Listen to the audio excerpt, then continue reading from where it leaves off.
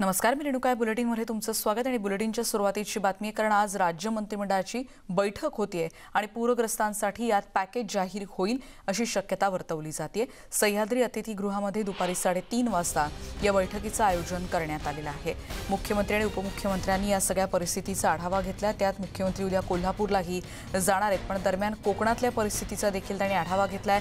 उपमुख्यमंत्री काल पश्चिम महाराष्ट्रात देखील जाऊन आलेत, त्यामुळे इथल्या सगळ्या परिस्थितीचा अंदाज घेत पूरग्रस्त कशा पद्धतीने आणि किती स्वरूपाची मदत करणं अपेक्षित आहे यावर या बैठकीत चर्चा अपेक्षित आहे. आणि या संदर्भात सगळ्या विभागांकडून नुकसानीचा आढावा घेऊन याचं सादरीकरण देखील आजच्या बैठकीत केलं जाणार आहे. त्यामुळे सह्याद्री अतिथीगृहात दुपारी 3:30 वाजता राज्य मंत्रिमंडळाची ही कॅबिनेट बैठक पार पडेल. ही बैठक अत्यंत महत्त्वाची मानली जाते आणि पूरग्रस्तांना या बैठक संपल्यानंतर काही घोषणा होते का याकडे लक्ष असेल, कारण पूरग्रस्तांना या बैठकीतून काही दिलासा मिळतोय का याकडे राज्याचं लक्ष असणार आहे. कोकणात महाड असेल, चिपळूण असेल, खेड इथली परिस्थिती आपण बघितली आणि त्यानंतर पश्चिम महाराष्ट्रातली देखील दयनीय अवस्था आपण बघितली. अनेकांच्या घरात 10 ते 15 फुटांपर्यंत पाणी होतं आणि त्यामुळे अक्षरशः होत्याचं नव्हतं झालेलं आहे. काही जणांनी कोल्हापुरात तर 2019 मध्ये पूर्णपणे रिनोव्हेशन केल्यानंतर पुन्हा एकदा त्याच परिस्थितीला सामोरं जावं लागतंय. कोल्हापूरमध्ये काल देखील पाण्याचा पूर्णपणे निचरा झालेला नव्हता. ही झाली कोल्हापुरातली परिस्थिती. सांगली, सातारा असेल, त्याचबरोबर कोकणातल्या विविध ठिकाणी कशा पद्धतीनं नुकसान झालंय आणि पूरग्रस्तांच्या पुनर्वसनाचा प्रश्न, त्याचबरोबर तिथे कशा रीतीनं आणखीन अंमलबजावणी करावी लागणार आहे, पुनर्बांधणी कशाची किती प्रमाणात करावी लागणार आहे, या सगळ्या बाबींचा उहापोह या चर्चेत केला जाणार आहे, जी आज कॅबिनेट बैठकीत होणार आहे. त्यामुळे मंत्रिमंडळाच्या बैठकीकडे राज्याचं लक्ष लागलंय. पूरग्रस्तांसाठी पॅकेज जाहीर होणार का याविषयीची उत्सुकता कायम असणार आहे. आणि जरी पॅकेज असेल तरी त्याचं प्रमाण किती असेल, त्याचं निकष नेमके किती असतील, पूरग्रस्तांच्या मदतीसाठी, त्यांच्या पुनर्वसनासाठीचे कोणते निकष असतील, नुकसान भरपाई कशा पद्धतीनं दिली जाऊ शकेल, हे एक मोठं आव्हान सध्या राज्य सरकारसमोर आहे. त्यामुळे काही वेळात म्हणजे 12:30 वाजता होणारी ही बैठक आता 3:30 वाजता होणार आहे अशी माहिती कळतेय. राज्य मंत्रिमंडळाची दर आठवड्याला होणारी बैठक असतेच, पण या बैठकीकडे विशेष लक्ष, कारण गेल्याच आठवड्यामध्ये पुरामुळे हाहाकार उडाला होता आणि त्यानंतर या सगळ्या भागातल्या नागरिकांचं अतोनात नुकसान झालंय. चिखलातून अनेक ठिकाणी मृतदेह बाहेर काढावे लागले, अशी अत्यंत विदारक अशी परिस्थिती महाराष्ट्रात उद्भवली होती. पाऊस आणि पूरस्थितीमुळे व्यापाऱ्यांचं देखील मोठं नुकसान झालंय. दुकानांमधलं सामान वाहून रस्त्यावर आलंय, इतकी भीषण परिस्थिती अनेक व्यावसायिकांची आहे.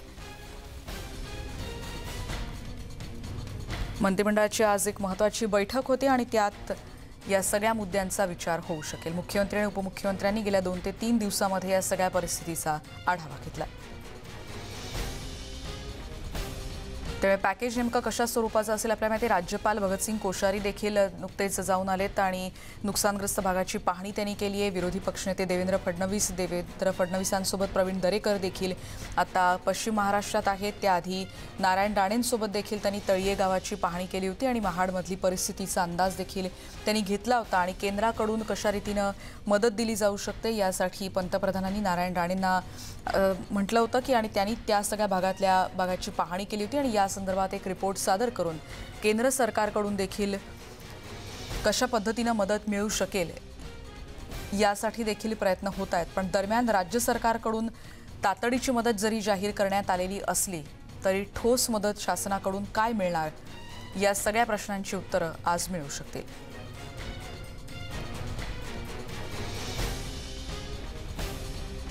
पूरग्रस्तांसाठीचं पॅकेज नेमकं कसं असेल आणि ही मदत कधीपर्यंत पोहोचवली जाईल आपल्याला माहिती आहे. तोपर्यंत स्वयंसेवी संस्था देखील अनेक पुढे आल्या आहेत आणि जिल्हा पातळीवर, तालुका पातळीवर देखील राज्यभरातून या मदतीचा ओघ पोहोचतोय. आणि सह्याद्री अतिथीगृहात दुपारी 3:30 वाजता होणाऱ्या बैठकीकडे राज्याचं लक्ष असणार आहे. काही NGOज असतील किंवा काही स्वयंसेवी संस्थांच्या मार्फत देखील मोठ्या प्रमाणात मदत पोहोचते, कारण घरात एकही वस्तू शिल्लक नाही. अनेकांची घरं वाहून गेली आहेत आणि त्याच्यामुळे मदतीचा हात आता राज्य सरकारकडून कसा मिळणार या प्रश्नाचं उत्तर आज मिळू शकेल. अधिक माहिती घेणार आहोत सागर कुलकर्णींकडून. सागर, आज दुपारी 3:30 वाजता बैठक होत आहे.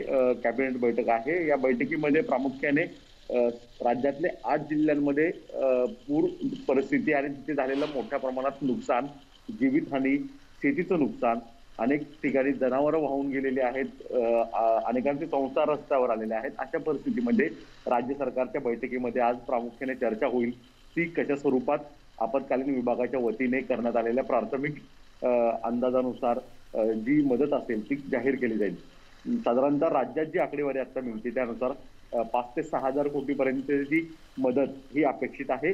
यामध्ये सार्वजनिक रस्ते अनेक ठिकाणी वाहून गेलेले आहेत, वीज यंत्रणा कोलमडून गेलेली आहे, तसंच घरं उद्ध्वस्त झालेली आहेत. अशी मदत करणं, त्याचवेळी रोख स्वरूपात थेट काही मदत करता येते का हे देखील राज्य शासन पाहणार आहे. केंद्र सरकारच्या वतीने मदत जाहीर केलेली आहे.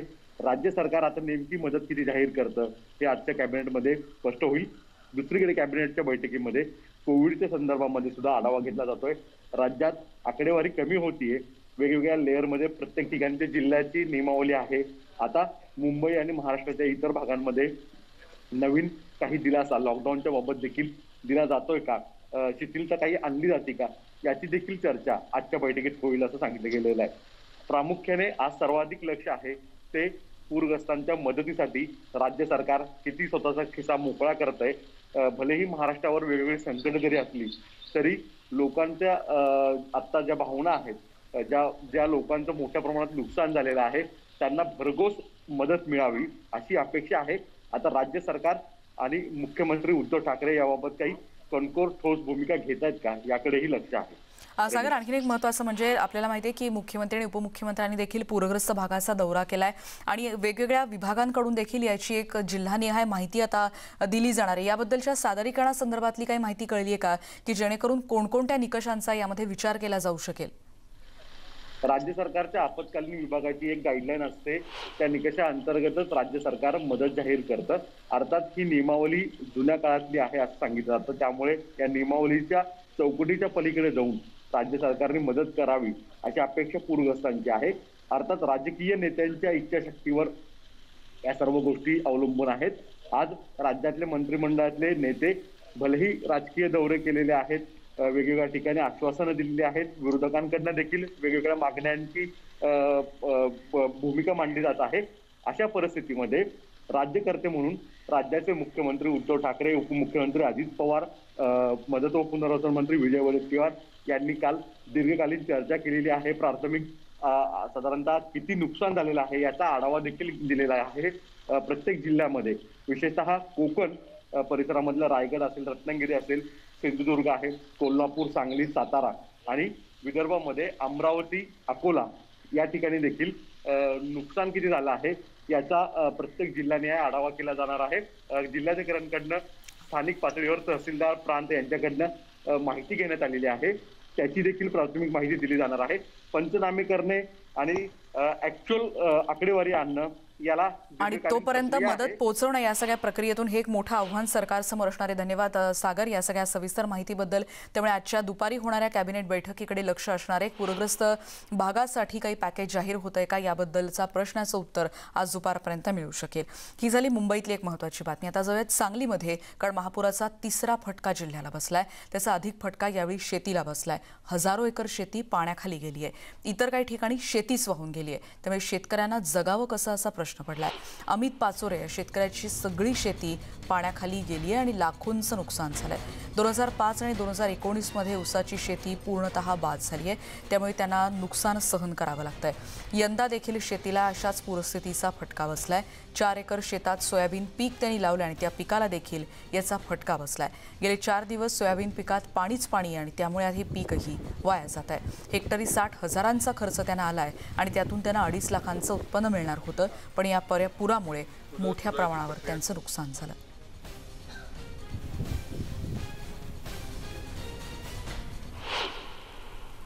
माझ्या शेतामध्ये सलग 3 वर्ष झालं महापूर येते. आता सोयाबीन ह्या पीक आहे. आता 4 एकर क्षेत्र आहे सोयाबीनचे. त्या 4 एकरमध्ये जवळजवळ सोयाबीन काढायला 20 ते 25 दिवस राहिले होते. तोपर्यंत महापूर येईल असे वाटत नव्हते आम्हाला. पाणी भरपूर आले. पहिला खालच्या तुकड्यात म्हणजे येईल 2 तुकडे बुडले, परत वर आले 2. आज 3रा 4था दिवस आहे, पाणी आहे आज सकाळपासून एक 10 फूट पाणी खाली उतरलं आहे. पूर्ण सोयाबीन कुजून पाणी 3 दिवस असल्यामुळे पूर्ण सोयाबीन कुजून हे झालेलं आहे, बाद झालेलं आहे. माझं ही वडिलांची शेती 30 गुंठ जमीन आहे इथं ओढ्याकाठी, आणि आमची पहिलीच 20 फुटाची अशी ओढ्याकाठाला ताल गाठलेली होती मी पूर्णपणे अशी माझ्या हिमतीवर स्वतःच्या. आणि या 3 दिवसाच्या मोठ्या पावसाच्या ह्याच्यामुळं हे पूर्ण ओढ्याचा प्रवाह बदलून असं ओढ्याचं हे आहे पात्र आहे, आणि हा ओढ्याचं पूर्ण प्रवाह बदलून पूर्ण पाणी ह्या माझ्या ऊस शेतीत आलं. 30 गुंठ ऊसाची शेती ही पूर्ण माझी वाहून गेलेली आहे. ऊस असं त्यात ठिबकची वगैरे मी स्वतः कर्ज सोसायटीचं वगैरे घेऊन ठिबकची यंत्रणा केलेली होती, तीसुद्धा पूर्णपणे वाहून गेलेली आहे. आणि हे माझं न भरून येणारं नुकसान आहे. असंच बऱ्याच म्हणजे गावातल्या ओढ्याकाठच्या शेतीचं नुकसान झालेलं आहे. त्यामुळे शेतकऱ्याचं अतोनात नुकसान झालेली दृश्य आता आपण बघितली सांगलीत. आणि आता जाऊयात राजधानीत, कारण केंद्र सरकारच्या विरोधात कार्यस्थगन प्रस्ताव आणण्यासाठी आता विरोधी पक्ष सरसावलेले आहेत. राहुल गांधींच्या अध्यक्षतेखाली काही वेळापूर्वीच एक बैठक पार पडली, त्याची दृश्य आता आपण बघतो. आणि या बैठकीत पहिल्यांदाच शिवसेनेकडून संजय राऊत उपस्थित होते. संसदेच्या पावसाळी अधिवेशनात सध्या सुरू असलेल्या पेगासिसचा हेरगिरी वाद आणि अन्य मुद्द्यांवर केंद्र सरकारच्या विरोधात कार्यस्थगन प्रस्ताव सादर करण्यासंदर्भात या बैठकीत चर्चा झाल्याचं कळतं आहे. त्यामुळे केंद्राविरोधात आता विरोधी पक्षांनी चांगलेच दंड थोपटलेत. त्यामुळे सरकार विरोधात कार्यस्थगन प्रस्ताव आणावा का आणि त्याची रणनीती नेमकी कशी असेल या संदर्भात या बैठकीत चर्चा झाली. सुप्रिया सुळे, मल्लिकार्जुन खरगे देखील या बैठकीला उपस्थित होते. सविस्तर जाणून घेऊयात. आमचे प्रतिनिधी प्रशांत लीला रामदास आपल्यासोबत आहेत. प्रशांत, सुप्रभात. काय म्हणते दिल्ली? आणि दिल्लीत गरमागरमी असंच म्हणावं लागेल. काय झालं या बैठकीत कार्यस्थगन प्रस्तावाची चर्चा? दिल्लीमध्ये पाऊस सुरू आहे, पण या पावसाळी अधिवेशनामध्ये जर बघितलं, वातावरण जरी बाहेर थंड असलं तर संसदेमध्ये वातावरण तापलेलं आहे. ज्या पद्धतीनं पेगासस असो किंवा शेतकऱ्यांचा मुद्दा असो, यासारख्या अतिशय महत्त्वाच्या मुद्द्यांवरती संसदेमध्ये आज राज्यसभा आणि लोकसभेतील सर्व विरोधी पक्षांची एक अत्यंत महत्त्वाची बैठक मल्लिकार्जुन खरगे यांनी बोलवली होती. या बैठकीमध्ये काँग्रेसचे तत्कालीन अध्यक्ष राहुल गांधी सहभागी झाले होते. आणि महत्त्वाचं म्हणजे जर बघितलं, पहिल्यांदा शिवसेना राहुल गांधी यांच्या नेतृत्वात कुठली बैठक होत आहे, त्या बैठकीत सहभागी झालेली शिवसेना आहे. संजय राऊत आहे. महाराष्ट्राच्या राजकारणाच्या दृष्टिकोनातून अतिशय महत्त्वाचं पाऊल मानलं जाते, कारण की महाराष्ट्रामध्ये महाविकास आघाडीचं सरकार आहे. पण ज्या पद्धतीने फोन टॅपिंग प्रकरणात, जे पेगासिसच्या प्रकरणामध्ये विरोधी पक्षांनी सत्ताधारी पक्षाला धारेवर धरलेला आहे, याच मुद्द्यावरून जेव्हा राज्यसभेत आज कामकाज सुरू झालं तर या गोंधळामुळे राज्यसभेचं कामकाज स्थगित करण्यात आलं. पण महत्त्वाचं म्हणजे लोकसभेमध्ये राहुल गांधी कार्यस्थगन प्रस्ताव मांडणार आहे. या सगळ्या मुद्द्यांवरती जोपर्यंत या संपूर्ण विषयांवरती चर्चा होणार नाही तोपर्यंत संसदेचं कामकाज होऊ देणार नाही, अशा प्रकारचा इशारा राहुल गांधी यांनी दिलेला आहे. त्यामुळे सर्व विरोधी पक्ष एकवटलेले आहेत. कुठल्याही पद्धतीने सत्ताधारी पक्षाला सोडायचं नाही, कारण की ज्या पद्धतीनं 2500 पेक्षा जास्त पुढारी, त्यानंतर जजेस, त्यानंतर अधिकारी, पत्रकार यांचे सगळ्यांचे फोन टॅपिंग झाले होते. त्यावरून लोकशाहीवरतीच एक प्रकारचा डाग लागलेला आहे, अशा प्रकारचा आरोप आणि अशा प्रकारची टिप्पणी विरोधी पक्ष करत आहेत. त्याचमुळे सत्ताधारी पक्षांनी उत्तर देण्याची गरज आहे, कारण की ही जी यंत्रणा आहे ही फक्त सरकारी यंत्रणेलाच मिळतं. ज्या पद्धतीने इस्रायलने स्पष्ट केले, हे जे तंत्रज्ञान आहे आम्ही फक्त सरकारला देतो, त्यामुळे सरकारनेच या प्रकारची हेरगिरी केली आहे, असा प्रकारचा आरोप विरोधी पक्षांनी केलेला आहे. आणि त्याचमुळे संसदेचं वातावरण तापलेलं आहे. दिल्लीतलं वातावरण जरी हळूहळू थंड होत असेल, कारण की पाऊस सुरू आहे आणि पाऊस सुरू असताना संसद तापलेली आहे. आणि लोकसभेत राज्यसभेत दिवसभर कशा पद्धतीने कामकाज होतं, कारण की ते देखील पाहणं महत्त्वाचं ठरणार आहे. विरोधी पक्ष मात्र ज्या पद्धतीने सत्ताधारी पक्षाला कचाट्यात पकडण्याचा प्रयत्न करत आहे. अगदी खरं आहे प्रशांत. आणि आणखीन म्हणजे दिल्लीत महत्त्वाची बैठक भाजपची देखील झाली होती आणि तिथे असा एक सूर उमटला होता की काँग्रेस खऱ्या अर्थानं संसदेचं कामकाज सुरूच राहू देऊ शकत नाही, कारण चर्चा होऊ देत नाही, अशा पद्धतीचे आरोप देखील होताना दिसले होते. त्यामुळे एकीकडे विरोधी पक्ष बांधत असलेली ही मोड आणि त्याच वेळेला भाजपने देखील रणनीती नक्कीच आखलेली असणार आहे. त्यामुळे आजचा दिवस आणखीन आव्हानात्मक ठरू शकतो. बरोबर, आजचा दिवस हा आव्हानात्मक ठरू शकतो, कारण की महत्त्व असं म्हणजे काल ज्या पद्धतीनं भारतीय जनता पक्षाच्या संसदीय पक्षाची बैठक झाली होती, त्यामध्ये पंतप्रधान नरेंद्र मोदी यांनी आणि अमित शहा यांनी ज्या पद्धतीनं मार्गदर्शन करताना स्पष्ट केलं की काँग्रेसचे नेतेच हे संसदेचं कामकाज होऊ देत नाहीये, पण विरोधी पक्ष म्हणताय की आम्हाला आवाज बुलंद करण्याचं हे आमचं लोकशाहीतलं हत्यार आहे, शाब्दिक हत्यार आहे आणि त्याच हत्याराचा आम्ही वापर करतो. पण सत्ताधारी जे पक्ष आहे ते हे हुकमी आणि खास करून ज्या पद्धतीनं गुरुमीमध्ये सत्ता चालवण्याचा प्रयत्न करताय ते आम्ही कदापि शक्य होऊ देणार नाही. या सगळ्या पार्श्वभूमीवरती ममता बॅनर्जी देखील या 5 दिवसाच्या दौऱ्यावर राजधानीत आलेल्या आहे. त्या आज सोनिया गांधी आणि केजरीवाल, अरविंद केजरीवाल दिल्लीचे मुख्यमंत्री त्यांची देखील भेट घेणार आहे. होऊ शकतं शरद पवारांसमोर त्यांची देखील भेट होईल. आपल्याला माहित असेल की यापूर्वी प्रशांत किशोर जे ममता बॅनर्जीच्या सूचनेनुसार त्यांनी विविध राजकीय नेत्यांच्या भेटी घेतल्या, ज्यामध्ये शरद पवारांचाही समावेश आहे. त्याच्यावर त्याच्या 3 भेटी झाल्या होत्या. त्यामुळे एकीकडे ममता बॅनर्जी ज्या पद्धतीने विरोधी पक्षांची मोड बांधण्याचा प्रयत्न करत आहेत, दुसरीकडे संसदेमध्ये राहुल गांधींच्या नेतृत्वामध्ये विरोधी पक्षांची बैठक होत आहे. त्यामुळे एक वेगळ्या प्रकारचं राजकारण आता राजधानी दिल्लीत सुरू झालेलं आहे. आगामी 5 राज्यांच्या विधानसभा निवडणुकीमध्ये यावर कसा परिणाम होतो हे देखील पाहणं महत्त्वाचं ठरणार आहे. निश्चितच प्रशांत, आणि म्हणूनच महत्त्वाचे अपडेट्स तुमच्याकडून सातत्यानं घेत राहणार आहोत. संसदेमध्ये आता कशा रीतीनं कार्यस्थगन प्रस्ताव आणण्यासाठी विरोधकांनी मोड बांधायला सुरुवात केली याचे अपडेट्स आता आपण बघितले. आणि बैठकीत पहिल्यांदा शिवसेनेकडून संजय राऊत देखील या बैठकीत उपस्थित होते. या व्यतिरिक्त इतरही बातम्यांसह पुन्हा भेटणार आहोत, पण एका ब्रेक नंतर पहा फक्त न्यूज 18 लोकमत.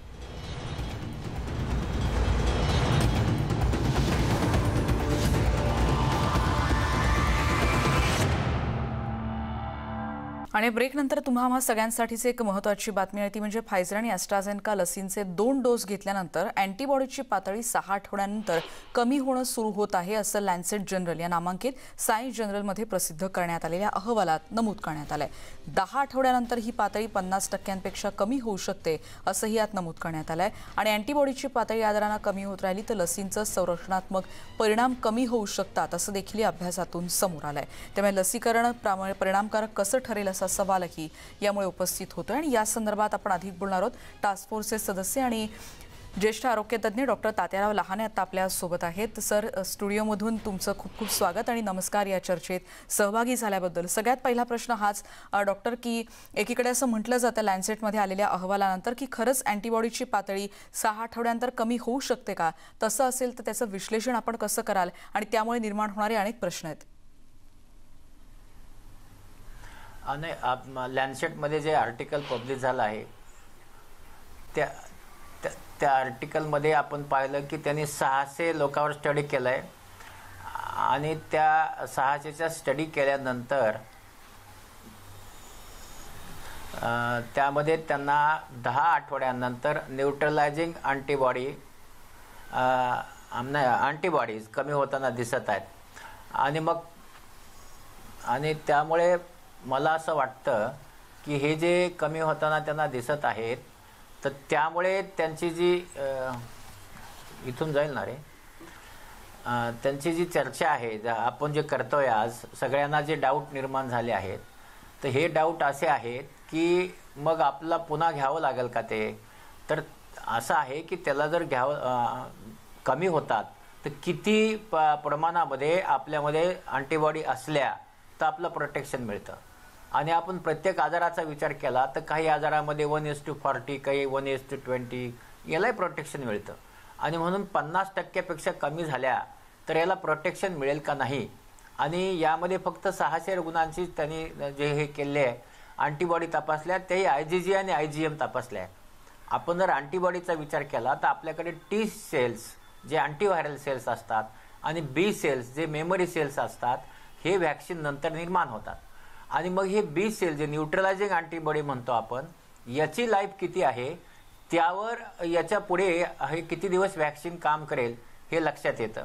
आणि म्हणून आता याच्यात आणि असे गुंते प्रश्न आहेत की ही आपण जेव्हा व्हॅक्सिन घेऊ त्यानंतर त्याचा बूस्टर घ्यावा लागेल का?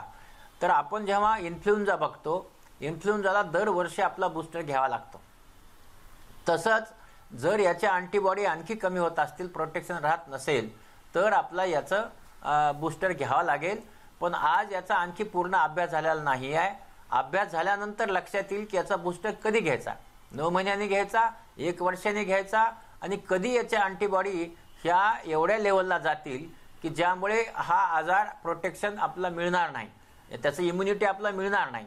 आणि म्हणून त्याचा अभ्यास झाल्यानंतर लक्षात येईल. पण आज एवढं निश्चित आहे की ह्या अँटीबॉडी ज्या कमी होतात ह्याची जी चर्चा होते याच्यावर सगळ्यांनी घाबरून जायची गरज नाही आहे. कारण जरी अँटीबॉडी कमी होत असतील तर त्याच्या बूस्टरची नक्की तयारी केली जाईल आणि कधी द्यावा लागेल ते ठरवून तसा बूस्टर चा विचार केला जाईल. पण आज मला असं वाटतं की वॅक्सिन घेणं गरजेचं आहे. वॅक्सिन घेतल्यानंतर प्रोटेक्शन आहे ते मिळतंय हे नक्की आहे. खरंय डॉक्टर. आणि त्यातूनच महत्त्वाचा प्रश्न की एकीकडे हा एक महत्त्वाचा अभ्यास आहेच, पण त्याचबरोबर एकीकडे 2 डोस काहींचे पूर्ण होत आहेत आणि कदाचित या चर्चेमुळे आणखीन प्रश्न देखील उपस्थित होतील. तर त्याच्यानंतरचा कालावधी साधारण किती असावा लागतो, असा काही अभ्यास आहे का की असं निदान आल्यानंतर आणखी किती दिवसांनी बूस्टर डोस घ्यावा लागू शकेल?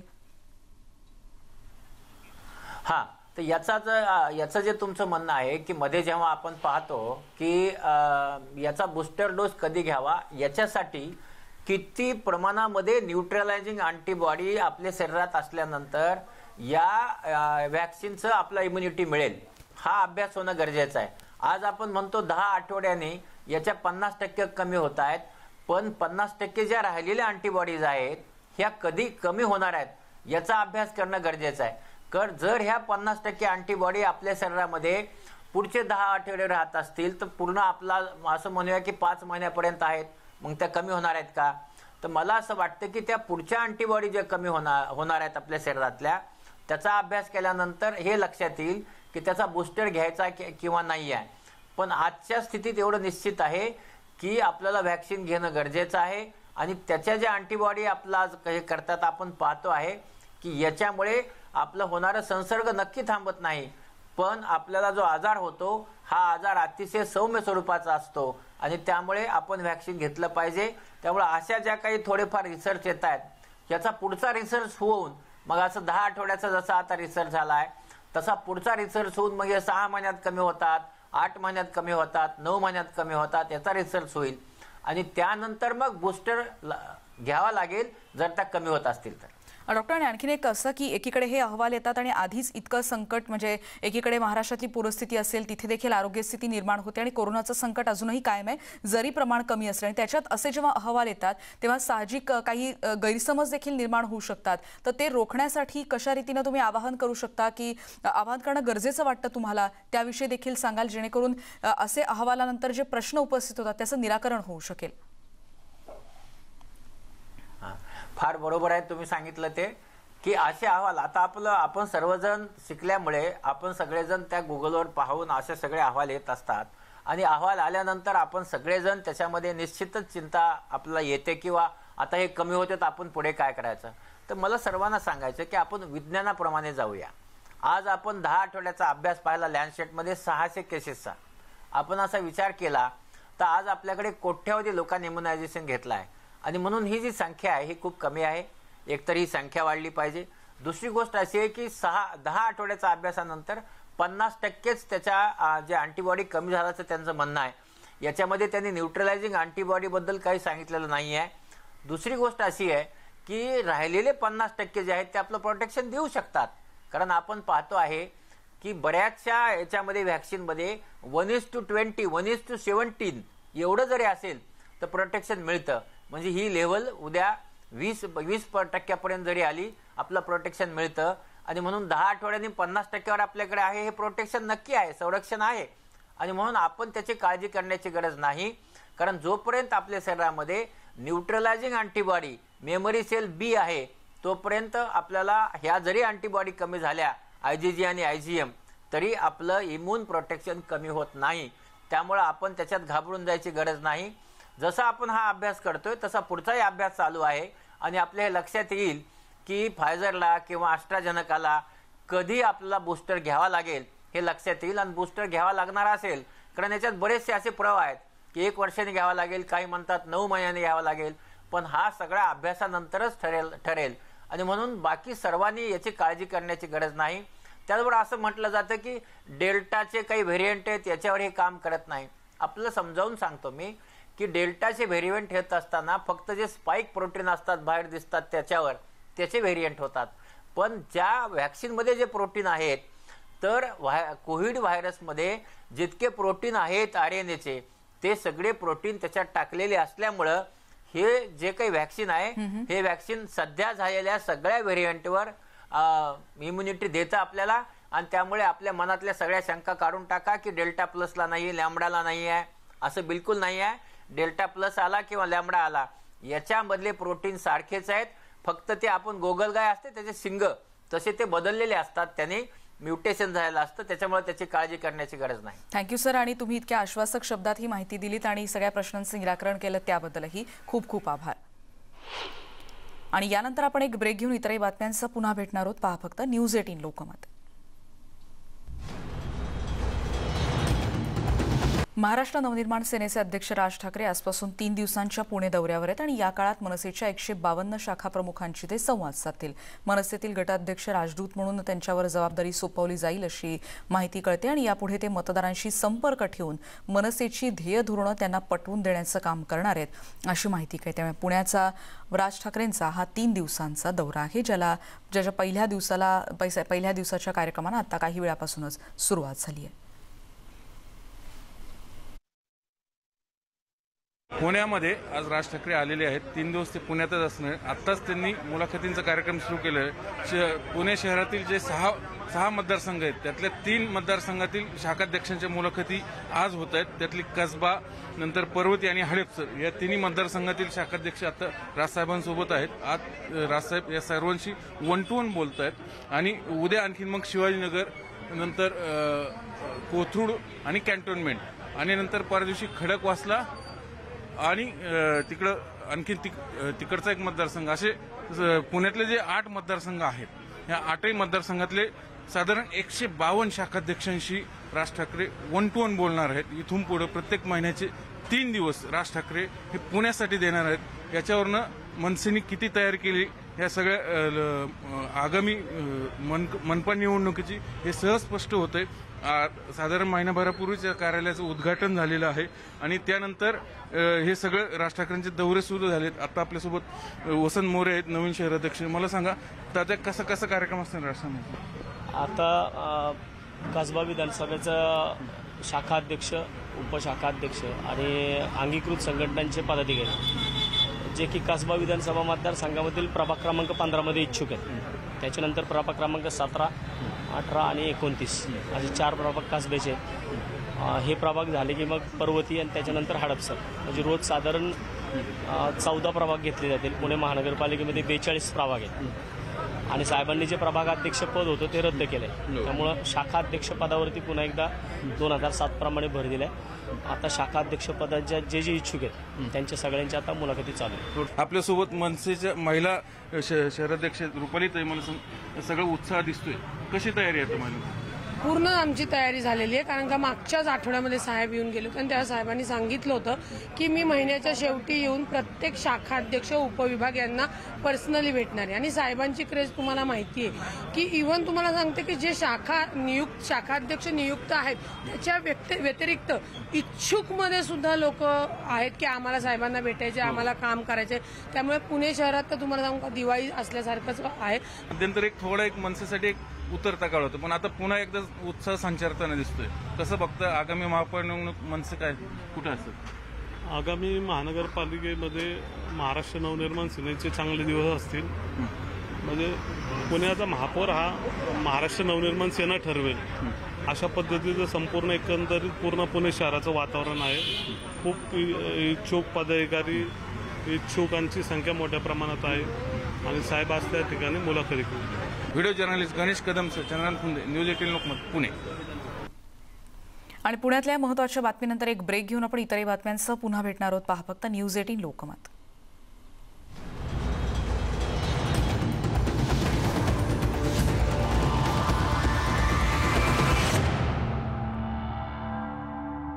आता बघणार आहोत नेटवर्क 18 आणि फेडरल बँकेचा उपक्रम असलेली संजीवनी गाडी भारतभरातल्या कोविडग्रस्त जिल्ह्यातून फिरते आणि आपणही लसीकरणाबद्दलच्या आमच्या संयुक्त मोहिमेला भरभरून पाठिंबा द्या. लसीकरणाचं महत्त्व अधोरेखित करूयात. पाहुयात संजीवनीची गाडी आज कुठे.